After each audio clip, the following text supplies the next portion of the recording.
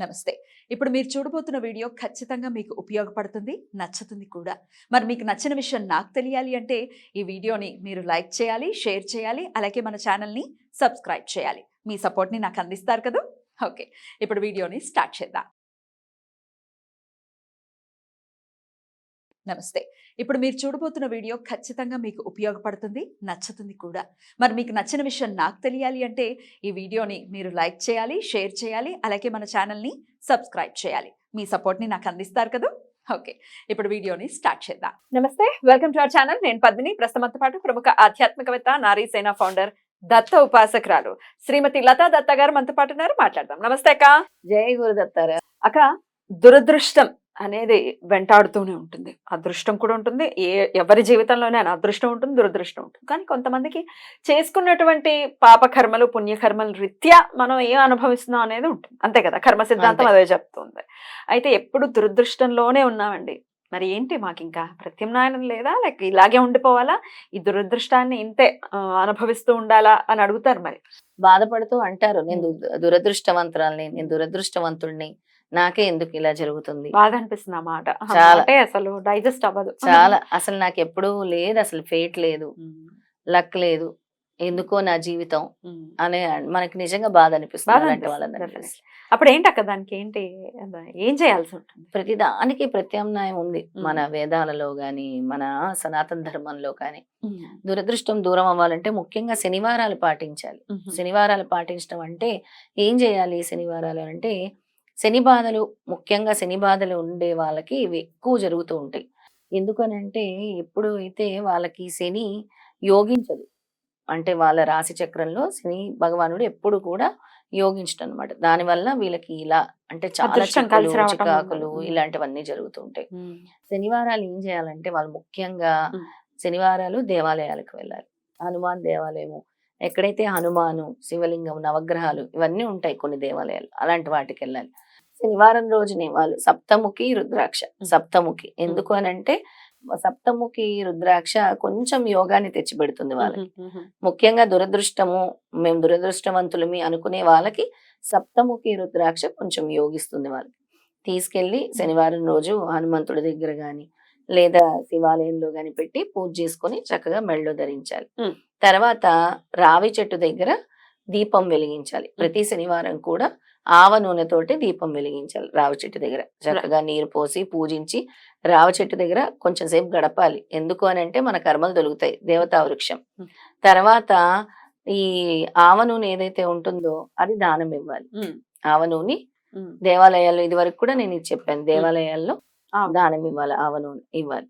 ఇది కాకుండా శనీశ్వరుడు మంత్రం కూడా వీళ్ళు చదువుకోవాలి. అక్కడే కూర్చొని వీళ్ళు ఓం ప్రాం ప్రీం ప్రౌం సహ శనిశ్చరాయ నమః, అలాగా. మాకు ఇది రావట్లేదు అంటే ఓం శనిశ్చరాయ నమః, ఓం శనీశ్వరాయ నమః అంటే నోరు తిరగకపోతే అలాగైనా అనుకోవచ్చు. 108 సార్లు చదువుకుంటే మంచిది ప్రతి శనివారం. మరొకసారి చెప్తాను, ఓం ప్రాం ప్రీం ప్రౌం సహ శనీశ్వరాయ నమః, లేదంటే శనీశ్వరాయ నమః, వాళ్ళ నోరు తిరగకపోతే అలా చేసుకోవాలి. తర్వాత వీళ్ళు ఒక 3 శనివారాలు వెళ్ళి అక్కడ హనుమాన్ గుడిలో గాని, నవగ్రహాలు అంటే శనీశ్వరుడు ఉండే చోట వెళ్ళి వాళ్ళు నల్ల నువ్వులు, ఒక మేకు ఉంటుంది కదా, మేకు తర్వాత నల్ల గొడుగు కానీ, నల్లటి చెప్పులు కానీ దానం ఇవ్వాలి. అలా ఒకవేళ ఈ నెలలో ఒకసారి చేసాము అంటే మళ్ళీ నెక్స్ట్ మంత్ అలా చేయండి. అలా 3 శనివారాలు చేయండి.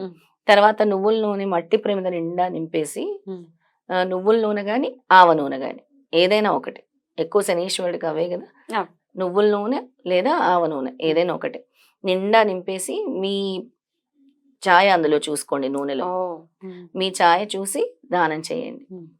అలా చేయటం వల్ల కూడా కొంచెం దురదృష్టం అనేది తొలగుతుంది. ఓకే. ఈ రుద్రాక్ష వేసుకునేటప్పుడు మాత్రం రకరకాల నియమాలు పాటించాల్సి ఉంటుంది అని ఉంటుంది. ఎట్లాంటి నియమాలు పాటించాలక్క? ఈ రుద్రాక్ష వేసుకునేటప్పుడు ముఖ్యంగా రాత్రప్పుడు కూడా చాలా మంది వేసుకొని నిద్రపోరు, తీసేయాలి. రుద్రాక్ష అనేది రాత్రప్పుడు తీసేయాలి.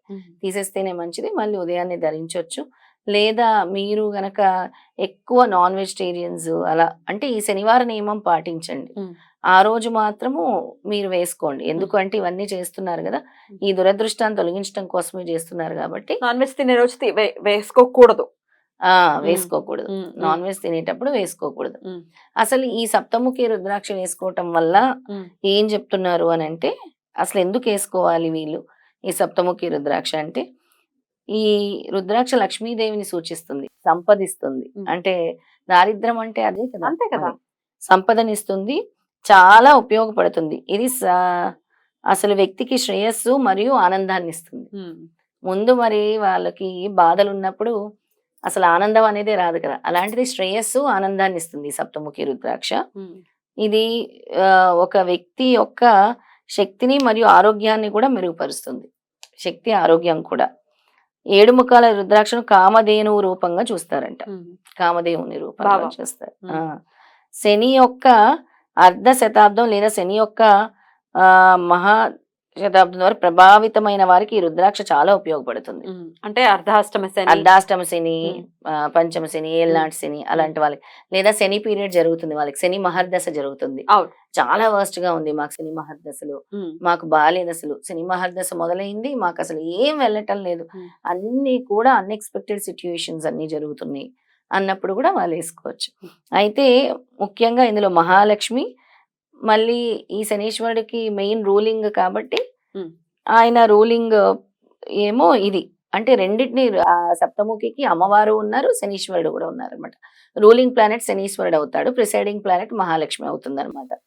అలాగే ఇది వేసుకునేటప్పుడు ఓం హ్రూం నమః, ఓం హ్రూం నమః అని 108 సార్లు జపించి అక్కడ పూజ చేసి, ఈశ్వరుడు దగ్గర పూజ చేసి తర్వాత జపించి అప్పుడు రుద్రాక్ష వేసుకోండి.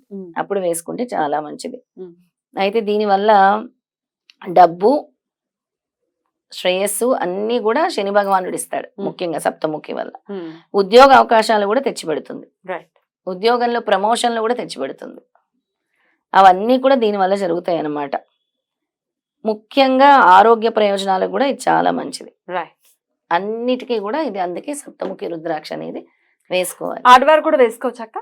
ఆడవారు కూడా వేసుకోవచ్చు. నేను వేసుకుంటుంటాను కదా రుద్రాక్షలు, చూస్తుంటావు కదా, ఆడవాళ్ళని వేసుకోవచ్చు. పీరియడ్స్ టైంలో మాత్రం జాగ్రత్తగా ఉండాలి, తీయాలి. ఒకవేళ లేదు అలా మీకు తెలియకుండా జరిగిపోతూ ఉంటది, ఒక్కోసారి వచ్చేస్తాయి, మళ్ళీ గంగా జలంలో శుద్ధి చేసి మళ్ళీ వేసుకోవాలి, అలా చేయాలి. సో ఇప్పుడు చెప్పినటువంటి ఈ రెమెడీస్ తో ఖచ్చితంగా దురదృష్టం అనేది దూరం అవుతుంది, అంతేనాక? చాలా కాలం నుంచి మాకు ఉద్యోగంలో ప్రాబ్లం ఉంది, మాకు బాస్ తో ప్రాబ్లం ఉంది, అసలు నేను ఏ తప్పు చేయకున్నా కూడా ప్రతిరోజు కూడా నేను చెయ్యని తప్పు కూడా అక్కడ సఫర్ అవుతున్నాను, తిట్లు తింటున్నాను అనుకునే వాళ్ళకి కూడా ఇది చాలా మంచి రెమెడీ అవుతుంది. డెఫినెట్లీ. ఇక దురదృష్టాన్ని పిల్లలకు కూడా డెఫినెట్ గా మనం రిలేట్ చేసుకుని మాట్లాడతాం. అంటే పిల్లలకు ఉంటుందని కాదు, పిల్లల్ని కనలేకపోతున్నామా, ఏం దురదృష్టమో, ఏం పాపం చేశామో అని కూడా అనుకుంటుంటారు. వాళ్ళకు కూడా ఈ మీరు చెప్పినటువంటి రెమెడీస్ పనిచేస్తాయి?